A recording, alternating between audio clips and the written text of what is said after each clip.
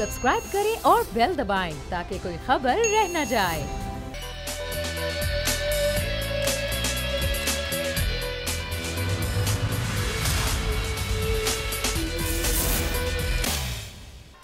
अस्सलामुअलैकुम। प्रोग्राम में मैं सुमैया रिजवान को खुशामदीद कहती हूँ। नाजरीन, मुख्तलिफ खबरें हैं जो आज हमने देखी हैं। एक तरफ तो ताजरों से मुज़ाकरात ज़ाहिर FBR के कामयाब हो गए, एक बड़ी अच्छी खबर आई है क्योंकि अब ताजर भी हड़ताल का ऐलान कर चुके थे। कल भी हड़ताल की थी, अब ये कहा गया था कि हड़ताल को आगे बढ़ाया जाएगा। लेकिन दूसरी जानिब जो आज़ादी मार्च है वो तो ड्रामा दवा है और अब इस्लामाबाद की जानिब मौलाना फजलुर रहमान अपने जो ये आज़ादी मार्च के शुरा इनको लेकर रवाना हो चुके हैं। बीच में उन्होंने आज़ादी चौक पर जलसा भी किया और उससे पहले रात को लाहौर में ग्रेटर इकबाल पार्क में पड़ाव भी डाला और मुख्तलिफ मकामात पर हमने देखा कि इस्तकबालिया कैंप लगाए गए जहाँ पर जगह जगह जो मुख्तलिफ शुरा थे वो शामिल होते गए। अब ये एक जो बड़ा एक काफिला है ये अब रवा दवाएँ ज़ाहिर इस्लामाबाद जाएंगे और वहाँ पर ये एक पड़ाव होगा। अब मैं ये कहूँ कि या नहीं होगा, क्योंकि अब ज़रा सी ये कन्फ्यूजन ये आ गई कि मौलाना साहब ये कह रहे हैं, मौलाना फजलुर रहमान का बयान सामने आया आज ही नाजरीन, और वो ये कहते हैं कि हम कोई धरना नहीं दे रहे, एक तहरीक चला रहे हैं हुकूमत के ख़िलाफ़। और ये भी वो श्योर नहीं है कि वज़ीर आज़म इस्तीफ़ा देते हैं या नहीं देते। उन्होंने कहा कि मैं इस बारे में कुछ कह नहीं सकता, अलबत्ता ये तहरीक हमारी चलती रहेगी। ज़रूरी नहीं है कि ये तहरीक किसी नतीजे पर पहुँच जाए और नतीजा खेज साबित हो, अलबत्ता हम हुकूमत के खात्मे यकीनी बनाएंगे। अब ये सवाल उठ रहा है कि हुकूमत का खात्मा कैसे यकीनी होगा, लेकिन इस पर हम डिस्कशन करने से पहले इमदाद सोमरो हमारे नुमाइंदे हमारे ज़रा बात कर लेते हैं। इमदाद, मुझे बताइएगा कि आज जो आज़ादी चौक पर जलसा हुआ वहाँ पर क्या सूरत हाल रही और अब ये काफिला, ये जो शुरा हैं, ये कहाँ पहुँचे? देखिए, आज़ादी चौक पर जो आज़ादी मार्च का आज जलसा हुआ लाहौर से रवानगी से कबल, उससे मौलाना फजलुर रहमान, दीगर मजहबी और सियासी जमातों के कायदीन, पीपल्स पार्टी के रहनुमा ने खिताब किया। लेकिन यहाँ पे जो सबसे इम्पोर्टेंट चीज़ जो नज़र आई वो ये थी कि मुस्लिम लीग नून की क़यादत स्टेज पर मौजूद नहीं थी। और ये हैरानकुन था, गुज़िश्ता शब जब ये काफिला लाहौर में दाखिल हुआ था तो पूरे रास्ते में मुस्लिम लीग नून के जो कैंप थे उन पर कारकुनों ने पुरजोश इस्तकबाल किया था। वो कि रात भी लीडरशिप नहीं थी उन कैंप के ऊपर, लेकिन तो ऐलान के मुताबिक इमदाद सोमरो, यानी कि आप ये कह रहे हैं कि जब लाहौर पहुंचे मौलाना तो उनका नून लीग की सीनियर क़यादत ने इस्तकबाल ही नहीं किया? जी बिल्कुल, मैं यही कह रहा हूँ। कारकुनों ने तो बड़ा इस्तकबाल किया, पुरजोश थे और मुस्लिम लीग नून के कारकुनों ने इसी तरह मौलाना फजलुर रहमान साहब का इस्तकबाल किया जैसे वो अपने शरीफ साहब का करते होते हैं। तो लेकिन जो बड़ी लीडरशिप है, नामी गिरामी लीडर जो हम कहें, जिनको कौमी सतह के जो रहनुमा कहें, उनमें से कोई नजर नहीं आया क्योंकि लाहौर में मुस्लिम लीग नून के पास कदावर रहनुमा। तो इमदाद, ये एहसन इकबाल साहब कहाँ थे, ये मरियम औरंगजेब साहिबा कहाँ थी, इस्मा बुखारी कहाँ थी, जो ये आके बातें करते रहे कि नून लीग साथ है और आज़ादी मार्च में भरपूर साथ देगी मौलाना का? यही मैं भी ढूंढने की कोशिश कर रहा हूँ कि आज क्यों नहीं आए। यही मेरे लिए भी सवाल था। जब यहाँ से जलसा खत्म हुआ तो पहले मुझे लगा कि शायद मैं क्योंकि शोर शराबे में और इसमें गुल में जो है वो मिस कर गया हूँ। उसके बाद मैंने स्टेज पर मौजूद दीगर जो कायदीन थे दीगर जमातों के, उनसे पूछा कि आज नून लीग की लीडरशिप मौजूद थी, तो उन्होंने बताया कि कोई भी लीडर स्टेज पर नहीं था। अलबत्ता स्टेज के साथ एक अलग से एक स्टेज लगा हुआ था जहाँ पे नून लीग की जो लोकल लीडरशिप थी वो जरूर, यानी कि सीनियर क़यादत नून लीग की कहीं नजर नहीं आई। बहुत शुक्रिया आपका इमदाद सोमरो, बड़ी हमें ये इंटरेस्टिंग बात भी बता रहे थे। फैसल अजीज़ खान साहब हमें कह रहे हैं स्टूडियोज़ में। फैसल साहब, बहुत शुक्रिया, आपने वक्त निकाला। ये कितनी अजीब बात है, एकदम से सिनेरियो ही चेंज हो गया। कहाँ तो ये बातें कि जी ऐसी तहरीक चलेगी, ये धरना होगा और हम तो बस बैठे रहेंगे, उठाना मुश्किल हो जाएगा, और कहाँ ये बात कि अब धरना ही नहीं होगा और फिर नून लीग भी शरीक नहीं हुई।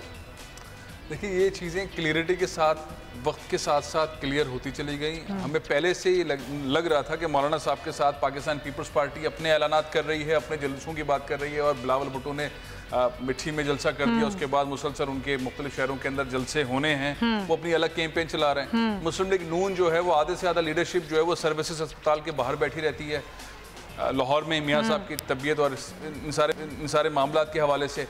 लेकिन आज मायूसी ज़रूर है क्योंकि जिस तरह का फजलुर रहमान साहब ने एक पूरा एनवायरनमेंट बिल्ड किया था और जिस तरह से मुस्लिम लीग नून की क़यादत ने कहा कि हम साथ रहेंगे, साथ होंगे, एक मीटिंग, दूसरी मीटिंग, इस ड्राइंग रूम में, फिर मीटिंग, फिर इजलास, फिर कमेटियों के इजलास, वो सारे आज धरे के धरे रह गए। अब आगे मामला ये चल रहा है कि इस्लामाबाद में जो होगा वहाँ आएंगे, वहाँ बात होगी। लेकिन जो अपोजिशन का मौलाना फजलुर रहमान साहब की इस तहरीक का जहाँ तक मामला है, उसके अंदर जो एक वजन वाली बात थी कि हम जब तक इस्तीफा नहीं देगा वजीर आजम इमरान खान हम नहीं जाएंगे, और अब वो बात नहीं रही। हाँ। दूसरा ये कि डिमांड्स क्या हैं, पीपल्स पार्टी की डिमांड्स अलग, मुस्लिम लीग नून की डिमांड्स अलग है, एएनपी वाले। लेकिन फैसल पीपल्स पार्टी तो पहले क्लियर थी ना, वो तो ये कह रही थी कि हम धरने में नहीं, यहाँ तहरीक में होंगे, लेकिन नून लीग तो बार बार कह रही थी कि हम तो भरपूर शिरकत करेंगे। आज जो मौलाना की तकरीर है जिसमें उन्होंने सेहतियाबी के लिए दुआएं भी कराई हैं, जरदारी साहब के लिए भी दुआ करवाई है और सबके लिए दुआ करवाई है, उसमें दुआ करवाने के अलावा मौलाना फजलुर रहमान साहब के पास कुछ बचा नहीं।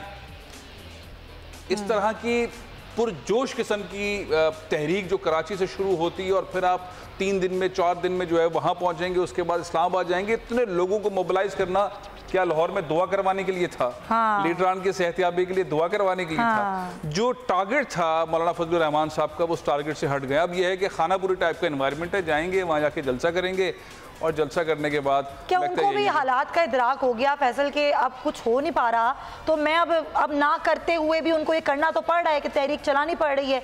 लेकिन जब आप ये देखें कि जो धरने के जो या शुरा हैं, धरना तो मैं कह ही नहीं रही, जो आज़ादी मार्च की शुरा हैं, उनमें आपको नज़र कौन आ रहा है? कोई सियासी लोग तो नज़र ही नहीं आ रहे। असल में ये 2 बड़ी पार्टीज हैं, इनके लीडरान को लाजमी होना चाहिए था, तकरीरें भी करनी चाहिए थी और वहाँ मौजूदगी का इजहार करने के बाद बताना चाहिए था कि हम मौलाना साहब के साथ वाकई हैं, लफ्जी तौर पर नहीं बल्कि हम अमली तौर पर जो है वो साथ हैं। और वज़ीर आज़म पाकिस्तान इमरान खान साहब की जो क़यादत है उससे वाकई इख्तलाफ रखते हैं, वो मुल्क को गलत रास्ते पर ले जा रहे हैं, जिस तरह की प्रेस कॉन्फ्रेंस, तकारीर और टीवी शोज़ के अंदर कह रहे हैं। अमली तौर पर उन्हें ये कहना चाहिए था, होना चाहिए था, लेकिन जाहिर है कि अपोजिशन एक प्लेटफॉर्म पर नहीं है और आज वाज़ेह तौर पर नज़र भी आ गया। बिल्कुल सही, ऑपोजिशन ही एक प्लेटफॉर्म पर नहीं है। अब ये होगा क्या, ये तो आने वाला वक्त बता देगा कि जब इस्लामाबाद पहुंचेंगे आज़ादी मार्च की शुरू तो वहाँ क्या होगा। जब धरना नहीं होगा तो फिर होगा क्या, ये एक सवाल है जो हम छोड़ रहे हैं और आगे आने वाले प्रोग्राम में डिस्कस करेंगे। लेकिन नाज़रीन, एक खबर आज एक और सामने आई और वो ये आई कि ज़ाहिर है एक तरफ तो मियाँ नवाज शरीफ साहब बीमार हैं और हम उनकी सेहतयाबी के लिए दुआ गो भी हैं, उनकी सेहत तो बेहतर हो रही है, लेकिन प्लेटलेट्स जो हैं वो कमी बेशी उनमें अभी भी देखी जा रही है। दूसरी जानिब पीपल्स पार्टी का जो मुतालबा पहले सामने आया था और बिलावल भुट्टो ने 2 रोज़ कबल गुफ्तगू की थी और ये कहा था कि दोहरा मयार है हुकूमत का और हुकूमत वो फैसिलिटेशन नहीं दे रही है जरदारी साहब को जो मियाँ नवाज शरीफ साहब को दी जा रही है। हमारी जो मेडिकल बोर्ड है उसमें हमारा ज़ाती मुआलिज शामिल किया जाए। और आज क़मर ज़मान कायरा साहब ने भी गुफ्तगू करते हुए कहा कि हम ये मुतालबा करते हैं कि पीपल्स पार्टी ये मुतालबा करती है कि जरदारी साहब को तिब्बी बुनियादों पर रिहा किया जाए। अब वो तिब्बी बुनियादों पर रिहा करने का मुतालबा किससे कर रहे हैं? ज़ाहिर तिब्बी बुनियादों पर तो कोर्ट से ही रिहा हो सकते हैं, तो क्या कोई कोर्ट में अपील दायर की जाएगी इस्लामाबाद या फिर लाहौर हाई कोर्ट से रुजू किया जाएगा? वो बता रहे हैं कि भाई बिला वजह गिरफ्तार किया गया है, कोई एविडेंस नहीं है, ट्रायल बस शुरू भी नहीं हुआ, कोई रेफरेंस दायर नहीं हुआ, फिर उनको दिल की तकलीफ है, फिर उनको उनके भी प्लेटलेट्स में कमी है, तो ये सारी चीज़ें हैं। तो जाहिर है अगर ये तमाम तर मामलात हैं और अगर हुकूमत नहीं ये मामलात करने तो हुकूमत किस तरह करेगी? क़मर ज़मान कायद साहब का हम आपको सुनवा देते हैं उन्होंने क्या कहा था, फिर उस्मान सईद बस्तर साहब हमें ज्वाइन कर चुके हैं, फिर ज़रा उनसे बात करेंगे, ज़रा सुनवाइएगा प्लीज़। ठीक है, कायरा साहब ने ये कहा कि जी उनको मसले हैं, दिल की भी तकलीफ़ है और मसाने की भी तकलीफ़ है, गुदूद का भी उनको प्रॉब्लम है, प्लेटलेट्स भी कम है, तो अब हम चाहते हैं कि ये जो है तिब्बी बुनियादों पर रिहाई। उस्मान सईद बसरा साहब, पीपल्स पार्टी मुतालबा कर रही है, अब वो मुतालबा आपको क्या लगता है, क्या वो मुतालबा आप लोगों से किया जा रहा है कि ज़रा सा नरम रवैया रखें अब जरदारी साहब के लिए भी? जी बिस्मिल्लाहिर्रहमानिर्रहीम। सबसे पहले तो सुनिया आपका बड़ा शुक्रिया। लेकिन अब आप देखिए कि कल तक जो लोग कहा करते थे कि इमरान खान को तो सियासत ही नहीं आती है, इमरान खान साहब को सियासत की अलफ बे नहीं आती है, लेकिन आप देखिए कि ये तो क्रेडिट आप इमरान खान साहब को और उनकी सियासी जो उनकी रिजॉल्व है उसको दीजिए कि ये जो भानमती का कुनबा टाइप अपोजिशन है, आज नून लीग का तर्जुमान कमरुज़मान कायरा है, पीपल्स पार्टी के तर्जुमान कुछ सहाफ़ी हैं जिनका मैं नाम नहीं लेना चाहता हूँ, अच्छा जमात जो जमीयत है मौलाना साहब उनका तर्जमान जो है वो परवेज़ रशीद है, परवेज़ रशीद का तर्जमान जो है वो कारी उस्मान है। तो देखिए ना माशाल्लाह कैसा गुलदस्ता बना हुआ है और ये तमाम के तमाम एक ही लड़ी के अंदर परोए हुए हैं जिसका नाम है एहतसाब। ये तमाम के तमाम इक़्तिदार से बाहर तड़पती हुई मछलियाँ हैं। एक मछली दूसरे का दर्द महसूस कर रही है। ना इन्होंने कश्मीर का दर्द महसूस किया, ना इन्होंने कश्मीरियों पर होने वाले जुल्म का दर्द महसूस किया, ना पाकिस्तान के अंदर पीपल्स पार्टी ने सिंध के अंदर आज भी बच्चे थर में मर रहे हैं, उनका कोई दर्द महसूस नहीं किया। WHO ने कहा है कि अब तो रत्तो डेरों के अंदर, पहले था लाड़काना के अंदर, अब रत्तो डेरों में मासूम बच्चे जिनकी उम्र 12 साल से कम है, 1000 के लगभग बच्चों को एड्स हो गई है, उनका भी कोई दर्द नहीं है। इनको मियां नवाज शरीफ का बड़ा दर्द है। ठीक है जी, नवाज शरीफ की पार्टी को पीपल्स पार्टी का बड़ा दर्द है। देखिए आईने पाकिस्तान के अंदर जो हकूक और नवाज शरीफ को हासिल हैं, वही बुनियादी हकूक रत्तो डेरों में जो कैंसर हुआ है, बच्चों को बेचारों को एड्स हो गई है 12 साल के। माजरत के साथ उस्मान साहब ये बात ना करें। देखिए ये तो अपोजिशन काम है, अपोजिशन तो इसी तरीके से बातें करेगी, लेकिन जो तमाम तर मेडिकल फैसिलिटीज एक सियासतदान को, एक ताकतवर शख्स को हासिल हैं, वो एक आम आदमी को तो हासिल नहीं है। आप लोग गवर्नमेंट में आप लोग कर सकते थे ये काम। अदालत ने भी यही पूछा है ना वज़ीर पंजाब से कि क्या यही हुकूक हासिल है काम कैदी को।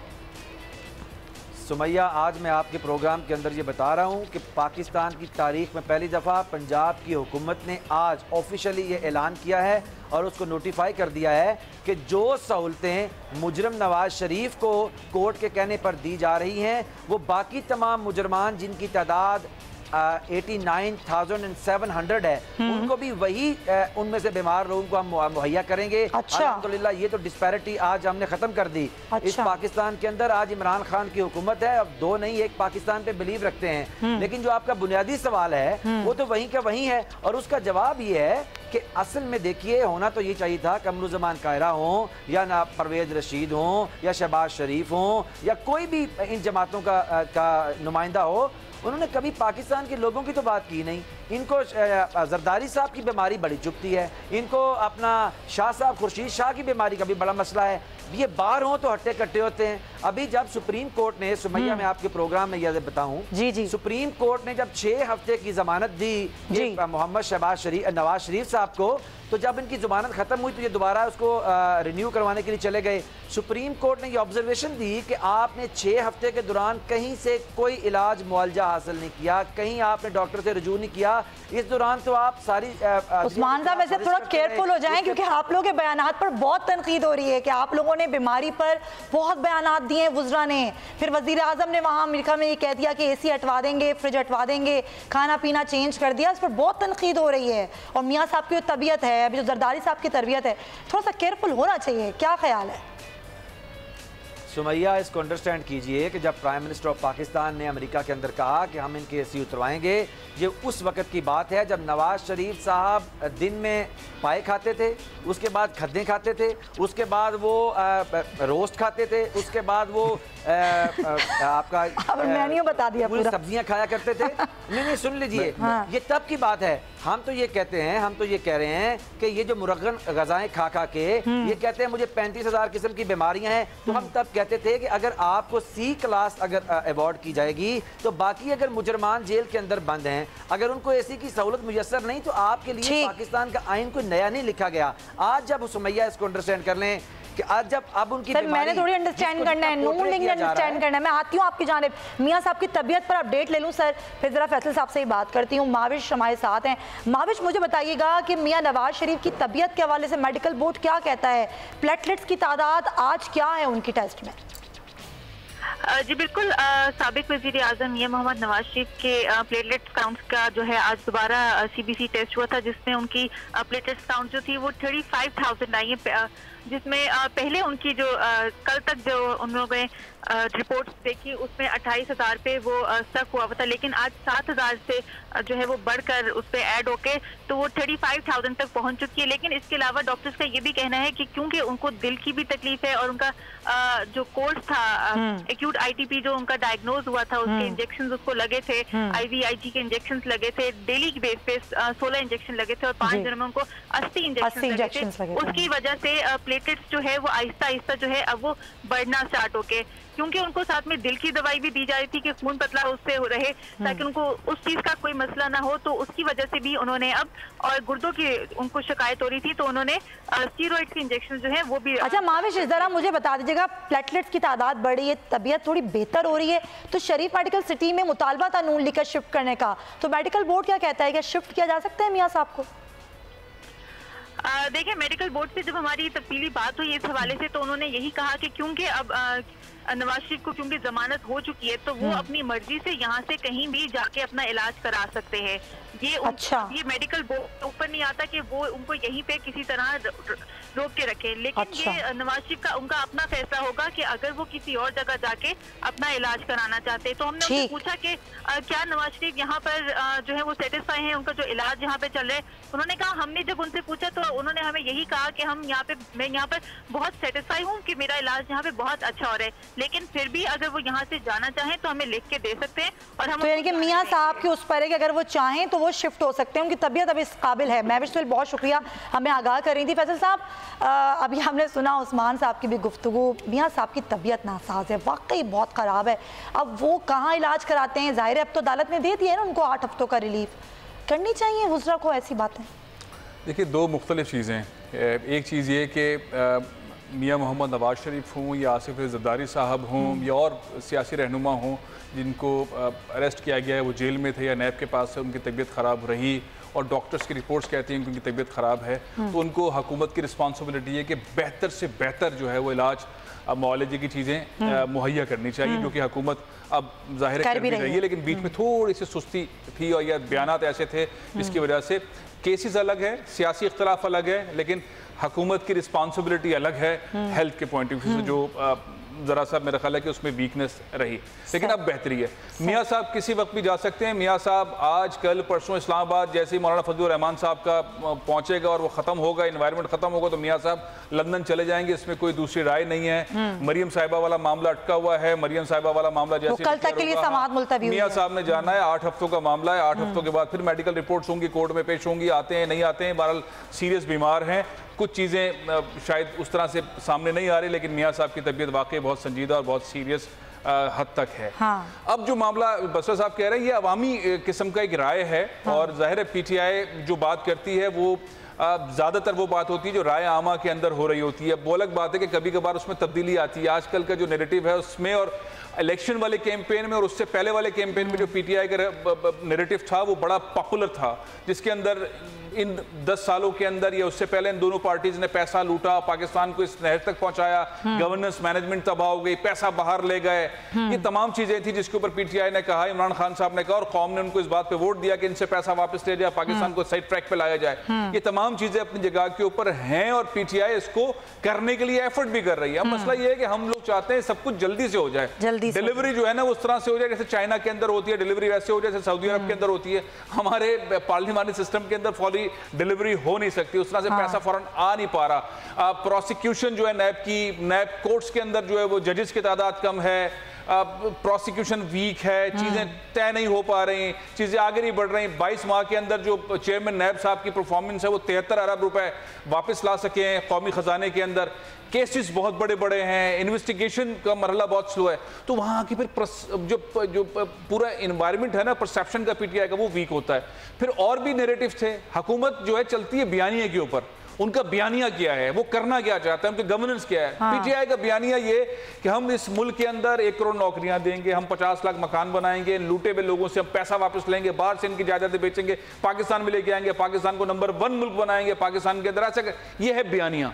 और इनको बाहर नहीं जाने देंगे, मैं NRO नहीं दूंगा, ये बयानिया। ये तो अभी तक है, बयानिया जो है ना वो बयानिया जो है वो टर्न हो रहा है स्लो। कोई बात नहीं, यूटर्न लेने वाला तो लीडर होता है। अच्छा, अब सिनेरियो ये है कि जब ये बयानिया वीक ट्रैवल करता है, सिचुएशन ट्रैवल करती है, इस पे बहुत सारे क्राइसिस भी आए और PTI ने उसको क्राइसिस को बड़ा पॉजिटिवली जो है वो अपने लिए खेला। इंडिया के साथ जो एनवायरनमेंट रहा जंग वाला फैमिली के अंदर, वो अक़वाम मुत्तहिदा के अंदर बहुत जबरदस्त पाकिस्तान का नैरेटिव सब कुछ, लेकिन इन द एंड लोग महंगाई में फंसे में, इन द एंड रोजगार के अंदर फंसे में, इन द एंड कह रहे हैं मियाँ साहब तो जा रहे हैं, इमरान खान वजीर आजम है, लेकिन मियाँ साहब जा रहे हैं, ये शुरू हो जाएगा, मियाँ साहब जा रहे होंगे, मियाँ साहब बैठे के तैयार है और चले जाएंगे लंदन जाने के बाद बिल्कुल सही है। बयानिया जो है वो हुकूमत का कमजोर हो रहा है। अब मैं आपके प्रोग्राम में फैसल भाई भी बैठे हैं और ये भी आपकी भी बड़ी नज़र है और फैसल भाई की भी बड़ी नज़र है।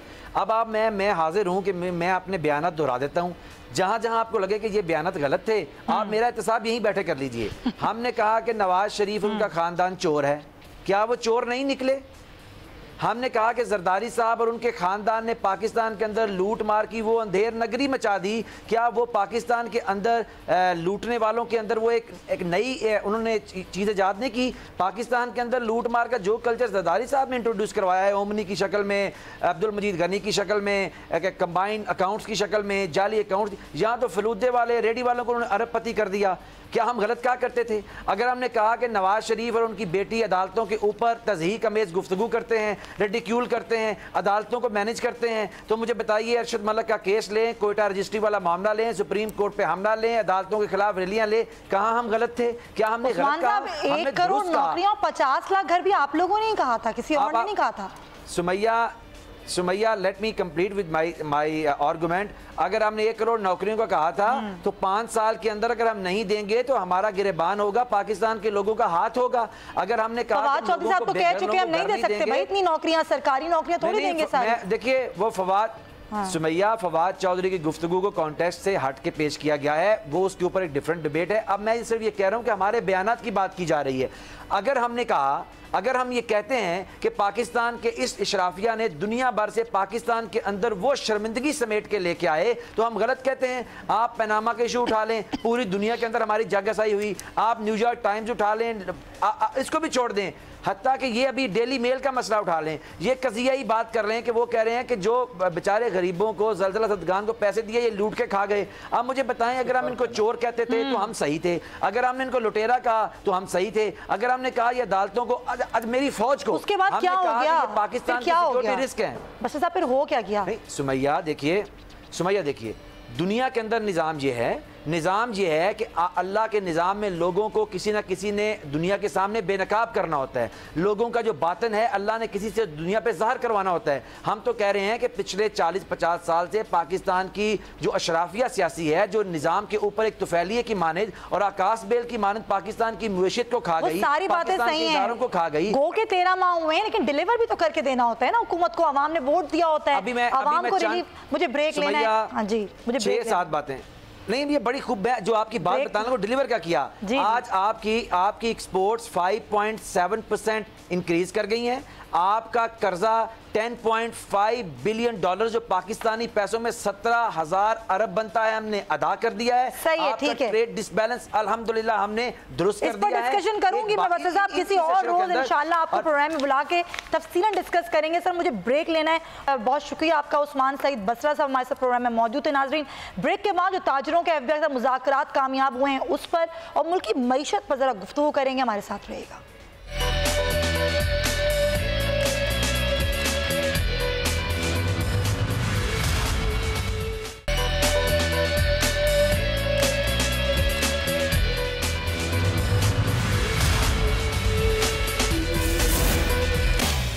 Welcome back to the show. नाजरीन, मईशत पर हम जरा बात करेंगे मुल्क की, लेकिन जो भारत में हो रहा है पहले जरा उस पर बात कर लेते हैं।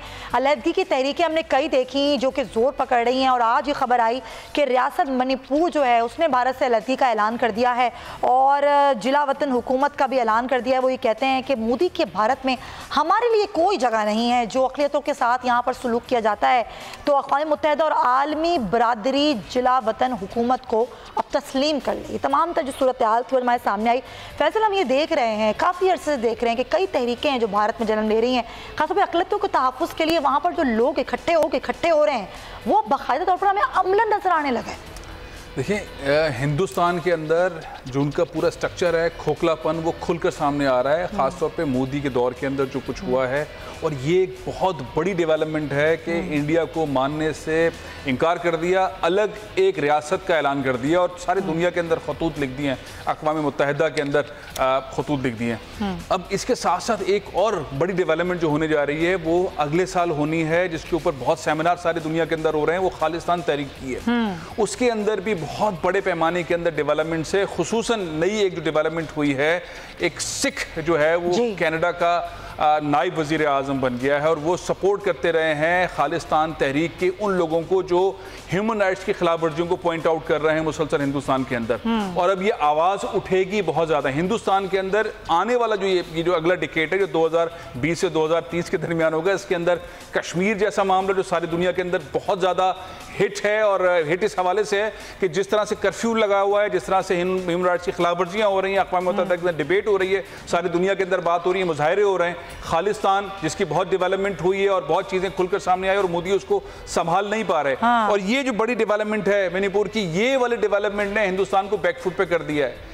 बैकफुट पे इस तरह से कर दिया है कि वो उसको रोक नहीं पा रहा, और खतूत जिस तरह से सारी दुनिया में लिखे जा रहे हैं, और आज़ादी की ये कामयाबी अब देखते हैं कौन इनको सबसे पहले तस्लीम करता है और किस तरह से तस्लीम किया जाता है। अक़वाम मुत्तहिदा इसके ऊपर क्या रिएक्शन देता है, दुनिया की जो बड़ी तंजीमें हैं वो क्या रिएक्ट करती हैं। लेकिन बहरहाल हिंदुस्तान के लिए एक बहुत बुरी खबर है। बहुत जो मोदी ने किया है अपने ज़्यादती जुल्म निचली ज़ात के साथ, अक़लियतियों के साथ, वो अब रिएक्शन सामने आना शुरू हो गया। नहीं तो अक़वाम आलम का जो रिएक्शन है वो क्या हम एक्सपेक्ट करें, क्योंकि ज़ाहिर है जब वो कहते हैं कि हमें अलग रियासत किया जाए, हम यहाँ पर महफूज नहीं हैं, और जब वो ये लफ्ज़ इस्तेमाल करते हैं कि हम महफूज नहीं हैं और हम चाहते हैं कि हमें एक रियासत, एक कॉन्सेप्ट का क़याम लाया जाए अमल में और हमें अलहदा कर दिया जाए, हम इस भारत में नहीं रह सकते। जब खतूत भी लिखे जा रहे हैं और ये आगाही दी जा रही है, अक़वाम आलम को इन्वॉल्व किया जा रहा है, तो आपको क्या लगता है, क्योंकि आप खुद भी ये खालिस्तान तरीके से हमने जिक्र किया, आप मिल चुके हैं इन लोगों से, तो ये जो एक तहरीक है ये क्या रंग लाएगी? असल में ये जो इस वक्त 21st सेंचुरी, इसके अंदर जिस तरह की तहरीकें चल रही हैं, जो हम कश्मीर की तहरीक को देख रहे हैं, खालिस्तान की तहरीक को देख रहे हैं,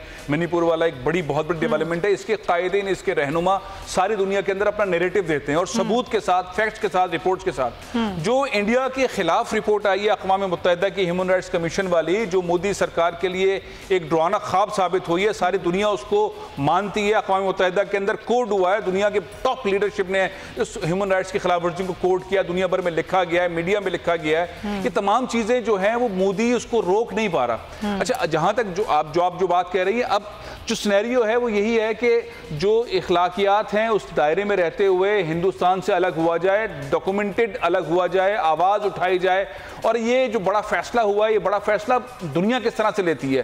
अगर अक़वाम मुत्तहिदा के अंदर ऐसे ममालिक इस आवाज़ को रिकग्नाइज करते हैं, रिस्पेक्ट करते हैं, साथ ही जो और तंजीमें हैं, बैनुल अक़वामी तंजीमें, वो इसको रिकग्नाइज करती हैं और इसको ऑन करती हैं, तो हिंदुस्तान के लिए जाहिर है कि ये बड़ी नाकामी होगी। लेकिन ये कि मुबारकबाद देनी चाहिए मणिपुर के लोगों को, जिन्होंने बहुत बड़ी स्ट्रगल की और अपनी रियासत बना ली, इंशाल्लाह उनकी रियासत तस्लीम की जाएगी। और ये हौसला भी दिखाया कि अपनी बात को एक्सपोज कर सकें। बिल्कुल सही। ज़रा नाज़रीन मुल्क की मईशत की बात कर लें, बहुत बुरा हाल है, काम नहीं चल रहा, कारोबार रुक गया है, महंगाई है कि वो बढ़ती ही जा रही है, रोज़ बरोज़ एक आम आदमी के लिए ज़िंदगी बसर करना मुश्किल हो रहा है। और हमने जो सूरत हाल चंद रोज़ में देखी वो ये देखी, जो ताजिर थे वो तमाम तर हड़ताल करके बैठ गए, उन्होंने स्ट्राइक की, पूरे मुल्क में बाज़ारों को बंद कर दिया, और इस तमाम तर सूरत हाल के पेश नज़र मुज़ाकरात करने पड़े हुकूमत को, और आज ये मुज़ाकरात जो थे वो कामयाब हो गए। ये तो थी एक सूरत हाल, और उसमें ये शनाख्ती कार्ड की जो एक शर्त थी उसको अब 3 माह के लिए मौक़र भी किया गया है। अब ये दूसरा मामला है वो ये है कि जो IMF का वफ़द है नाज़रीन, वो 2 हफ्ते के लिए पाकिस्तान में मौजूद है। अब जो दूसरी किस्त जारी करनी है IMF को, उसके बाद से मुज़ाकरात किए जा रहे हैं। मुज़ाकरात क्या हो रहे होंगे? ज़ाहिर यही हो रहे होंगे कि पाकिस्तान ने कितना इम्प्लीमेंट किया है, वो तमाम तर जो चीज़ें, जो मेजरमेंट्स दी थी, वो किस तरीके से जो है वो पाकिस्तान लेके चल रहा है। इस पर हम ज़रा बात करेंगे। हमें ज्वाइन करें हमारे माशरियात हैं डॉक्टर अशफाक हसन साहब। बहुत शुक्रिया डॉक्टर साहब। क्या लग रहा है कि कुछ अरसे में मुल्क की मईशत आपको कहाँ खड़ी नजर आती है? देखें, कोशिश तो की जा रही है, लेकिन जब चीज़ें इतनी ज़्यादा ख़राब हो जाएं तो उसको ठीक होने में भी वक्त लगता है। कोशिशें जारी हैं, लेकिन जब हम IMF के प्रोग्राम में जब चले जाते हैं ना, तो एक तरीके से हम अपनी फाइनेंशियल आज़ादी को खो देते हैं, और हम चाहते हुए भी बहुत कुछ करना चाहते हैं लेकिन नहीं कर पाते हैं। तो जो अभी आपने अपने इंट्रोडक्शन में जिस इकानमी के बारे में जो कुछ बताया, इसकी वजह जो है मेन उस IMF प्रोग्राम के जो कंडीशंस हैं जो हमने इम्प्लीमेंट किए हैं। मिसाल के तौर पे हमने बहुत ज़्यादा करेंसी को डिवैल्यू किया, जिसकी वजह से तमाम जो सनती पैदावार है, उनके जो कारखाने हैं, उनके जो इम्पोर्टेड रॉ मटेरियल है, उसकी कॉस्ट बढ़ गई। इसी तरीके से हमने बहुत ज़्यादा अपने इंटरेस्ट रेट को बढ़ा दिया, जिससे कॉस्ट ऑफ कैपिटल जो है, वर्किंग कैपिटल, अगर मैं एक इंडस्ट्रियलिस्ट हूँ, मेरे अपने कारोबार को रन करने के लिए मुझे पैसे चाहिए बैंकों से, तो जब मैं लेने जाता हूँ तो बहुत हैवी कॉस्ट हो गया है, तो मेरा कॉस्ट ऑफ रनिंग कैपिटल जो है वो भी बढ़ गया है। फिर हमने बिजली और गैस की कीमतें भी बहुत बेइंतहा बढ़ा दी हैं, तो जिसकी वजह से मेरे तमाम यूटिलिटीज़ की प्राइसेस भी बढ़ गई हैं। फिर उसके बाद हमने इसमें IMF के कहने की वजह से बहुत ज़्यादा टैक्स के टारगेट रखे और उसको अचीव करने की खातिर हमने बहुत सारे टैक्स रेट्स हमने बढ़ाए हैं, जिससे बहुत सारी इंडस्ट्रीज़ हमारी मुतासिर हुई। तो ये तमाम जो चीज़ हैं, एक कंबाइंड इसका ये इम्पैक्ट नज़र आ रहा है कि हमारी जो इंडस्ट्रीज़ की पैदावार है, सनती पैदावार, उसमें मुसलसल गिरावट का शिकार है, यानी डी इंडस्ट्रियलाइजेशन हो रही है। तो जाहिर सी बात है कि हम प्रोडक्शन जब कम हो रहा होगा तो वो इसलिए भी कम हो रहा है कि सेल भी कम हो रहे हैं, तो लोगों की तनख्वाहें नहीं बढ़ी हैं लेकिन कीमतें बढ़ गई हैं, तो लोगों की जेब पे भी बड़ा प्रेशर है। तो ये सब सारी चीज़ें हैं, अब इसको कैसे ठीक किया जाएगा, इसमें थोड़ा वक्त अशफाक साहब, वक्त कितना लग सकता है? अब अगर IMF जो है वो 46 करोड़ डॉलर की अगली किस्त जारी करने से पहले ये पूछता है, आज भी खबर है कि ओगरा ने जो पेट्रोलियम मसनूआत की कीमतें हैं उनको बढ़ाने की सिफारिश की है, तो फिर पेट्रोल की कीमतें बढ़ेंगी, फिर बिजली की गैस की कीमतें बढ़ेंगी, तो फिर जब ये कीमतें बढ़ेंगी तो फिर महंगाई और बढ़ेगी। तो कि वक्त की आप बात करें कि वक्त तो लगता है, तो कितना वक्त दरकार होगा फिर? देखिए, जब मैं तो यही तो कह रहा हूँ कि जब हम IMF के प्रोग्राम में चले जाते हैं तो फिर खैर की खबर नहीं होती है, क्योंकि वो तमाम इक़दाम ऐसे होते हैं जो हमें इम्प्लीमेंट करना हमारी मजबूरी होती है, वरना अगला किस्त नहीं मिलेगा, और उसकी वजह से अवाम पे प्रेशर पड़ता रहता है। अवाम की आमदनी में इजाफा शायद ना हो रहा हो, लेकिन कीमतों के हवाले से। लेकिन अशफाक साहब, ये पहला प्रोग्राम तो IMF का नहीं है, लेकिन इस दफा इतना प्रेशर क्यों आ रहा है, इसकी क्या वजह है? देखें, IMF का प्रोग्राम हमेशा सियासी रहा है, हमेशा से सियासी होता है दुनिया में, सिर्फ पाकिस्तान के साथ नहीं है। ये एक सियासी प्रोग्राम होता है और इसमें ये देखा जाता है कि जो IMF के जो मेजर शेयर होल्डर हैं उसके साथ आपके ताल्लुकात कैसे हैं। अगर आपके ताल्लुकात बेहतर होंगे तो प्रोग्राम में बड़ी नरमी होती है, अगर ताल्लुकात अच्छे नहीं हैं तो बड़ी सख्ती होगी। तो अगर आपको याद हो कि सन 2000 में बिल क्लिंटन साहब हिंदुस्तान के दौरे पे गए हुए थे और वापसी में सिर्फ 6 घंटे के लिए पाकिस्तान में रुके थे, और उन्होंने हाथ मिलाने वाली तस्वीर भी शाया करने से उन्होंने मना कर दिया था उस वक्त के सदर मुमलकत या चीफ एग्जीक्यूटिव के साथ में। तो क्या था, उस वक्त हमारे ताल्लुकात बहुत ख़राब थे और उसलिए 2000 में हमने स्टैंड बाय अरेंजमेंट एक प्रोग्राम किया था IMF से, 10 महीने का था, जिसमें हमें 10 महीने में 32 शराइत इम्प्लीमेंट करने पड़े थे और मैं उस प्रोग्राम का हिस्सा था। तो हमने किस तरीके से किया था वो हम जानते हैं, लेकिन मेरे नज़दीक वो बड़ा डिफ़िकल्ट प्रोग्राम था, टफेस्ट प्रोग्राम था। लेकिन ये वाला जो प्रोग्राम है ये माजी के तमाम प्रोग्राम से सबसे ज़्यादा टफेस्ट प्रोग्राम है। सर, मैं आऊँगी, एक सवाल मुझे आपसे करना है, लेकिन उसके बाद मैं फैसल साहब को शामिल गुफ्तगू कर लूँ।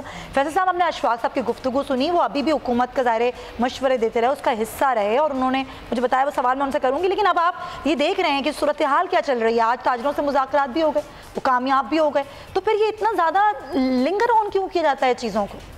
देखिए, एक बात तो ये कि डॉक्टर साहब जो हैं मुसलसल इस हुकूमत की जो नाक़िस हिकमत अमली है उसके ऊपर अपना पॉइंट ऑफ व्यू शुरू से देते आ रहे हैं और कौम को बताते आ रहे हैं, घंटा बजाते आ रहे हैं, और आज फिर उन्होंने ये बात कही है। अच्छा, ताजरों के साथ भी हुकूमत का जो रवैया है वो short term, mid term, long term strategy वाला है नहीं। अभी भी 3 महीने वाला मामला, उस चीज़ से हिल नहीं रहे। तो जो डायलॉग का प्रोसेस है ना, जो टीम हुकूमत की ताजरों के साथ बात कर रही है, वो डायलॉग की जगह अथॉरिटेरियन स्टाइल से जा रही है, बजाय समझाने के और स्टेप बाय स्टेप आगे बढ़ने के हुक्मनामा थमा रही है, जिसकी वजह से मामला नहीं निकल रहा। मैं उन दोनों साइड पर लोगों से कनेक्ट हूं और ये तरीका ठीक नहीं है जमहूरी हुकूमत का। होना क्या चाहिए, हम चाहते हैं, हम सब पाकिस्तानी चाहते हैं कि तब्दीली आए, हमारी ये चीजें बेहतर हो, हम टैक्स देना चाहते हैं, हमें सहूलियात मिलनी चाहिए, हम टैक्स डायरेक्ट इनडायरेक्ट टैक्स दे रहे हैं, टैक्स रिफॉर्म्स की डिमांड करते हैं, हम तमाम वो चीजें मानना चाहते हैं, लेकिन उसका तरीकेकार स्टेप बाय स्टेप होना चाहिए। प्रॉपर्टी के ऊपर जो एकदम से धावा नहीं बोल सकते आप, एकदम नहीं करना चाहिए, क्योंकि हम सारे पाकिस्तानी चाहते जरूर हैं दुनिया के अंदर पाकिस्तान का नाम हो, रिफॉर्म हो, चीजें बेहतर हो, सब कुछ, लेकिन ठक करके नहीं हो सकता। उसकी स्टेपिंग गवर्नमेंट करने में नाकाम हो रही है। उनके पास जो लोग हैं वो ताजरों को साथ रखकर उनके साथ स्टेप बाय स्टेप आगे बढ़े। प्रॉपर्टी वाले मामले में भी, बिजनेस वाले मामले में भी, सनतों वाले मामले में भी उनको साथ लेके चलें। एक टीम की सूरत में तो ज्यादा अच्छे रिजल्ट आएंगे। अपोजिशन बना के चलेंगे तो फिर यही होगा जैसा भी हो रहा है। जी सही। अशफाक साहब, आप मेरे प्रोग्राम में कई बार ये बात कह चुके कि ऐसा हो सकता था कि हुकूमत IMF के पास ना जाए। ये आपका अपना भी मशवरा था और आपने बाकायदा बताया कि किस तरह आपके मशवरे पर अमल किया जा सकता है। उसके बावजूद फिर हुकूमत गई, फिर अपने ही फैसलों से आप बैकफुट पर आए और ये ताजरों का मामला भी आपके सामने। आपको लगता है टफेस्ट प्रोग्राम खुद बनाया गया, हुकूमत की जानिब से ऐसा किया गया? नहीं, टफेस्ट प्रोग्राम बनाते नहीं है, तो हमें टफेस्ट प्रोग्राम दिया जाता है। और जैसे मैंने कहा कि ये देखा जाता है कि पाकिस्तान के रिलेशन जो हैं, जो IMF के जो मेजर शेयर होल्डर है उसके साथ कैसा है। अगर अच्छे ताल्लुकात होंगे तो शायद थोड़ी नरमी हो जाए, ताल्लुकात ठीक नहीं होंगे तो सख्ती होगी। तो जब ये प्रोग्राम तय हो रहा था तो उस वक्त बड़ी सख्ती दिखाई गई थी। अब जब हम IMF में चले जाते हैं तो देखिए, मेरा तजुर्बा है 11 साल से इनको डील करने का, तो हुकूमत के पास इख्तियारात ख़त्म हो जाते हैं कि वो अपनी कोई पॉलिसी बना सके। वजारत ख़जाना और या स्टेट बैंक, इन दोनों की एक ही रिस्पॉन्सिबिलिटी रहती है कि जो IMF के दिए गए जो अहदाफ है उसको हमने बस अचीव करना है। सही। तो वो पॉलिसी नहीं बनाते हैं, वो पॉलिसी जो दिए गए हैं उसको इम्प्लीमेंट करते हैं और उसको जो अहदाफ दिए गए हैं उसको अचीव करने की कोशिश करते हैं। तो हम अपनी फाइनेंशियल सॉवरेनिटी खो देते हैं। ये इसका क्लासिक एग्जांपल है। आप जो हमारे 22 हैं जो अभी कह रहे थे आपके प्रोग्राम में भी कि बड़ा आमिराना सा रवैया है और बातचीत जो है वो उस पैमाने पे नहीं हो रही है। जी जी। मैं देखें, हुकूमत भी यहाँ मजबूर है। अगर वो हुकूमत उनसे कोई बातचीत करे और IMF कहे कि ये नहीं, ये ठीक नहीं है, अच्छा, तो वो नहीं होगी ठीक, वो नहीं होगी, हुकूमत फिर पीछे हट जाएगी। सही है। तो हम मजबूर हैं IMF के प्रोग्राम के तहत। क्लियरेंस नहीं मिलेगा उस वक्त टीम कुछ भी इम्प्लीमेंट नहीं किया जा सकता। मजबूरी है। बहुत शुक्रिया डॉक्टर अशफाक हसन साहब। प्रोग्राम का वक्त खत्म हो गया। इंशाल्लाह आपसे कल मुलाकात होगी। अपना बहुत ख्याल रखिए। अल्लाह हाफ़िज़।